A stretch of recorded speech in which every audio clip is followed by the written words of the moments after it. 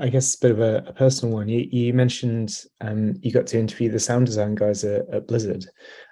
Firstly, what was their studio? And I played a lot of World of Warcraft as a teenager. It's probably one of my favorite games ever.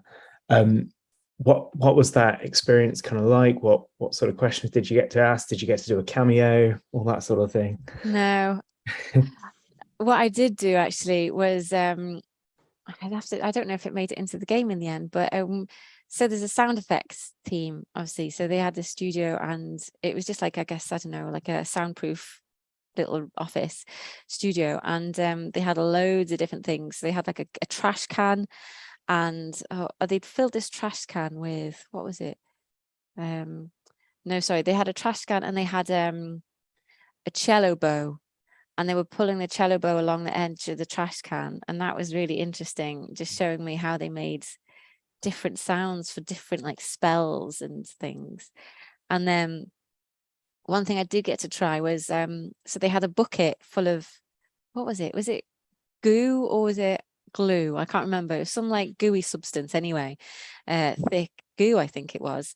And then they had a long like cylindrical pole with like hollow, like a tube, I guess. Yeah, tube, and put it in the bucket, and then they told me to blow into it and sort of making like a woo like that as I was doing it. So I did, and obviously you get this sort of like bubbly go like that. And then we went into the office, and they recorded it, so it came up in the computer, and they manipulated that to make it into some sort of like I don't know, screaming witch sound or something. And they really sort of took the pitch up, and I think I don't know if they did use it in the game, but they said that, that I can't remember if they did or not, but yeah, they were going to try and turn it into like something that might be used in the game, like a character or something, which is really cool. So that was really cool. So I asked them a lot. We got to talk about the sound effects, and that's what made it. I mean, I have to listen to the in the studio World of Warcraft. That's what the episode's called, and it's still available on the if you go on BBC Sounds. The sad thing was that I love World of Warcraft as well, and I love the music. I'm a musician as well, so I was really interested in asking all the questions about how they go about composing it. And we spent a long time with the composers, and they were showing, they had the like computers set up, and they had keyboards next to it, and it was just very cool.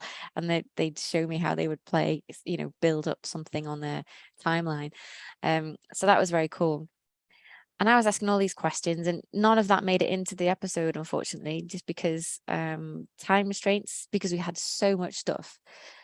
And also we were talking about, it wasn't just a sound and design team, we were talking about the storytelling team as well. So we just couldn't fit it all in. So the producers decided that just to focus on the sound effects and the storytelling. And so we didn't get to use all that, but it was really interesting.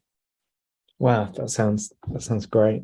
And it was just like this campus in America, like you imagine this big school campus. And it was just such an amazing place. They let their dogs come in, so we were wandering down the corridors, this really giant campus, and all the people's office doors would be open, and they'd have like baby gates to stop the dogs getting out. It was just cool.